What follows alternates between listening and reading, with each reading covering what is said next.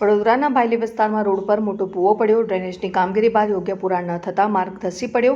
Road પરથી પસાર થતો બાઇક સવાર ભૂવામાં પટકાતા ઇજાગ્રસ્ત. અકસ્માતમાં ટુ વ્હીલર વાહનને પણ નુકસાન પહોંચ્યું. સ્થાનિકોએ પાલિકાની કામગીરી સામે ગંભીર બેદરકારીના આક્ષેપ કર્યા. શહેરમાં ડ્રેનેજના કામના પગલે ખોદકામથી ટ્રાફિક સમસ્યા. કોન્ટ્રાક્ટર દ્વારા બેદરકારી દાખવી ડ્રેનેજ લાઇનનો કામગીરી બાદ યોગ્ય પુરાણ ન કરાતા પડ્યો ભૂવો. અધૂરી અને યોગ્ય કામગીરી ન કરાતા નાગરિકોના જીવ જોખમમાં. વકીલ સાહેબ, શું થયું છે? કઈ રીતે આ ભૂવો પડ્યો? અત્યારે કઈ રીતે પાલિકાનું બોપારું દેખાઈ રહ્યું છે? ખૂબ જ ગંભીર બેદરકારી પાલિકાની જણાઈ આવી છે.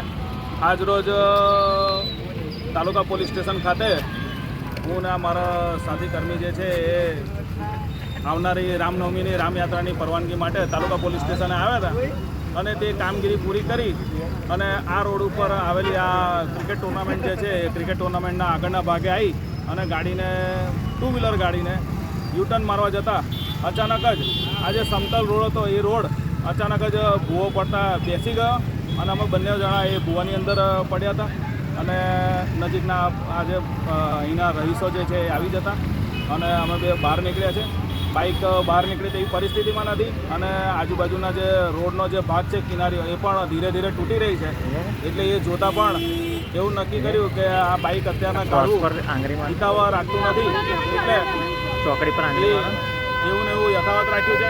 રિઝ્યુમમાં શું કહેશો? ખાસ કરીને કોર્પોરેશન હજુ રોડની કામગીરી ચાલી રહી છે, પરંતુ આ પ્રકારનો ભૂવો પણ મોટી જાનહાની પર થઈ શકે. મોટી જાનહાની એટલે નસીબ જ કહેવાય.